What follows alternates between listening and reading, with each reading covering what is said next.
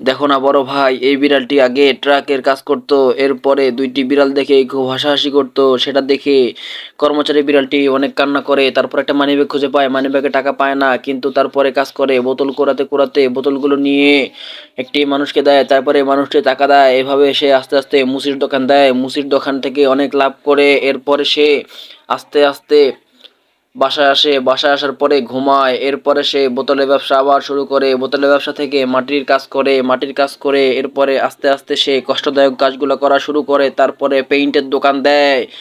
এরপরে সে রাজমিস্ত্রি কাজ করা শুরু করে। যখন রাজমিস্ত্রি কাজ করা শুরু করলো তখন অনেক টাকা জমে গেল। এরপরে টাকাগুলো দিয়ে সে একটা গাড়ি কিনলো। দেখো গাড়ি কিনে কি করে, গাড়ি কেনার পরে তা সেই মানুষগুলোর সামনে দাঁড়ালো যারা তাদেরকে নিয়ে হাসাহাসি করতেছিল। এভাবেই সেই বিড়ালটি সফলতার দেখা পায়। এভাবে সে এখনো ভুলেনি তার অতীতের কথা। এভাবে বন্ধু কখনো ভুলো না তোমার অতীতের কথাও।